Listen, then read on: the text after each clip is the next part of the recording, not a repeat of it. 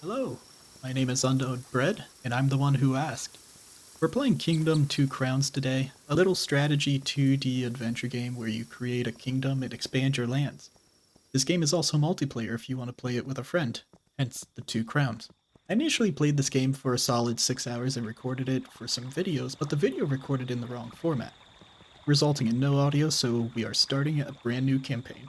To be entirely honest, I still haven't uncovered many features of the game, so let's do that together. So we are walking to our little campfire, and here we see some coins. I wonder what these could be for. Stand here. Obviously, we want to listen to the random ghost lady, so after we put in some of these coins, we can see our camp get established. As you can see, now we have a bow bench and a little builderman spot. We need to recruit people to work these roles, so we will drop a few coins down for them. And now, since they are recruited, we need to purchase bows and hammers, so you can see we just threw a few coins, and now we have 2 workers. We can tell the builder to start making a wall so our camp isn't defenseless, and monsters can't just walk into it. Probably for the best, if I'm being honest. If we follow this ghost once more, we will come across some refugees. I don't know why I call them that. If we just drop a coin per refugee, they will pick it up and become recruited to the kingdom. Now they will run back towards the kingdom and await their orders from their lovely leader. These lovely poor people will do anything if you give them the money, so we will recruit them into our ranks and force them to do extreme amounts of manual labor for no pay. If anything, they pay us, and their benefits are they get to live in my kingdom. We don't really have enough coin to purchase more tools for them to get a role just yet, so in the meantime we are going to have the builder cut down a tree or two so we can potentially get more coins out of it. So the builder has given us some coins, so in a minute we can invest it into the kingdom. With this new coinage, we can go over to this archer bench and start building some more bows. So here we go, just plop some coins right in. I'm going to start building this wall on the right up, so here we are a bit more defended as the builder runs over to start the construction. You could also see just then that the bowman is trying to hunt. Depending on the animal that is hunted, the coin amount varies. So these rabbits here are going to be 1 coin per, well, rabbit. If we put a few coins in these rocks, the builder will turn them into little guard posts. Assuming that makes it easier for the bowmen to defend the camp, this truly is not a kingdom just yet. For that one we were just at, we need another coin, so we are going to take them from the archers here. And getting as distracted as I typically do, I'm just going to use them to tell the builder to cut down these trees, which in the long run just prepares the land for us to expand to, enabling us for world domination. I'm not even entirely sure where we came from. We kind of just existed. Ooh, who's this little gremlin that walked into my camp? It's the merchant. He's giving me coins even though I didn't really earn them. If we give him a coin, he kind of just walks away into the forest, but hey, he can live his life. He's grateful to have such an amazing ruler like us. I don't even know his name, but we like him. It's cool. Here's some coins, Mr. Craftsman Mins. I'm going to start building up our equipment for when we get more people so they can immediately get put to work. We are still in the very, very early stages of this game, so it's going to be a little slow and we just getting used to the unestablished kingdom. Doing voiceovers are hard when you can barely read, but we'll get to the strength that I was at when the initial game was made. I would have been fine doing a voiceover instead, similar to what I'm doing now actually, for my original game, but I can't replicate the game audio, and I love the sound design in this, as well as the soundtrack they have in the game. Let's harass this guy right here for some money, which are going to use it on these little dirt mounds to tell our builders to expand our walls and territory out further. Blessed is right next to this rock, which if we make into a guard tower will allow an archer to have a far greater advantage, shooting monsters if they come towards the gates. Let's also recruit this little guy here and turn his poverty into a fancier, more italic style type of poverty. And we also want these guys. We also see this fancy little chest lying in the woods. Either we just stole the refugees' money, or they were really dumb and didn't decide to open it, which typically has money in it.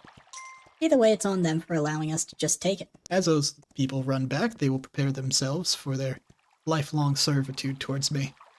They will see the world and protect our people. Speaking of which, there is a little demon trying to run at me to take my lunch money, so our archers will do what any American would do, stand their ground when he hits his shot correctly. Okay, there we go, he died. While we aren't really a damsel in distress, we are a symbol of power and authority, and getting our hands dirty is not our job, it's theirs. That's right, if you thought we were going to be the good people, you were very mistaken. Our job in this game is literally to conquer land.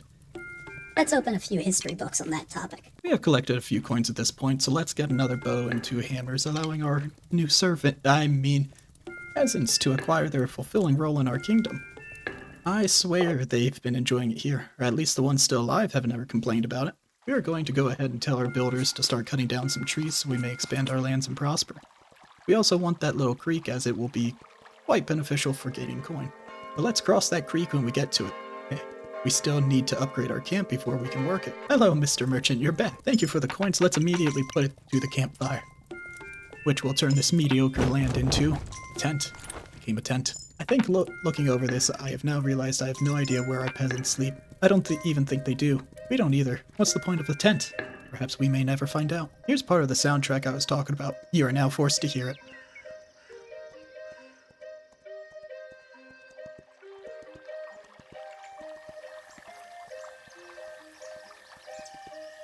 I think it is about time to expand our walls leftwards a bit, so we're going to go ahead and put coin on this dirt mound to tell the builder to extend, and we are going to cut down a few trees as well. Oh hey, a boat. Something tells me that we will need this, and man, does it take a solid number of coins. This is how we progress the game, and we don't really want to just progress too quickly. Experts at this game are probably fuming right now. Do you think I play games correctly? Ooh, a little house. It needs gems, which I have not really came across here just yet, and is probably in the next land. I wonder what we'll get from that. Maybe if we go left, we could find more chests.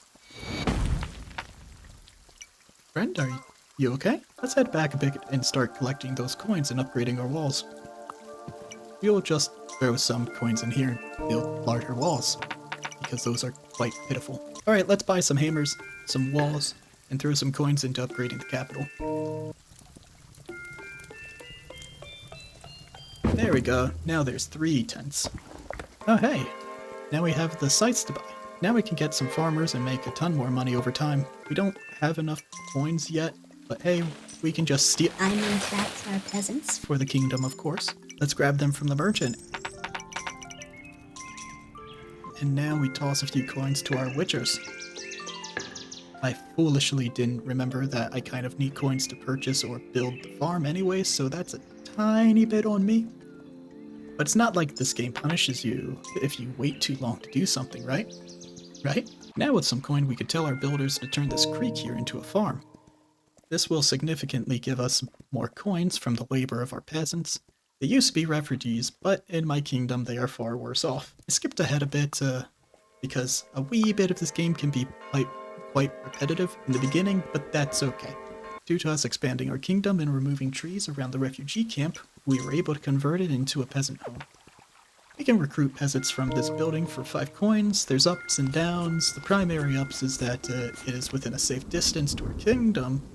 The downside is it's being more expensive now. As you can see, for 2 coins I just acquired 2 peasants. I think we have enough coins now where we can be comfortable upgrading the capital. Let's see what this looks like.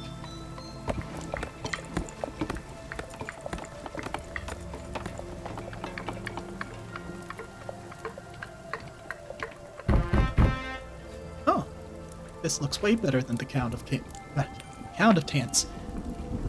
Camps we had earlier. Apparently, we can also give this guy some of our coins and he stores them. Depending on the amount of coins he has, he can give us interest rates. So great, we've created the bank. This will have no consequences later in time. Oh look, the fruits of other people's labor. We can collect this because our servants are hard at work, creating the coin needed to continue our ever-loving lust for power and growth. Here comes more demons. They will fall. Murder them, my guardsmen. Fulfill your lifelong purpose. My people really aren't the best shots, huh? Good, good. Remove them from this realm. Why are you dropping these coins on the ground? Don't worry, I will take them and keep them safe for you. I really am creating the banking system, huh? I could probably chop some of these trees down and give us a little closer to the boat. And by chop it down, I mean people will do it free and pay me.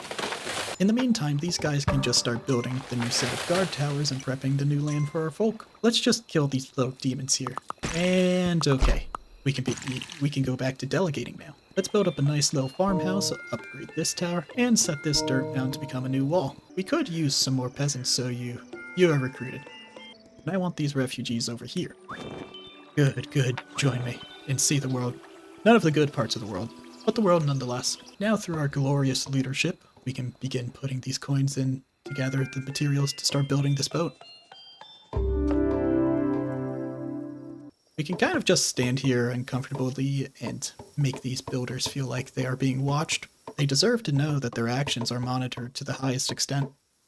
Let's take a break while some of these builders are unalivable because the demons are coming back to attack us. Okay, never mind, I guess they decide to leave. Back to building. We are just about done. Oh hey, we're done. Now the boat is in the water and going to be set by the bell here. Essentially, we can call upon people to jump in the boat and we will sail off to start another colony. Anyways, I think it's time to leave the island and sail off with the boys. We rung the bell now, so we just need the archers and builders to jump into the boat and we can sail off.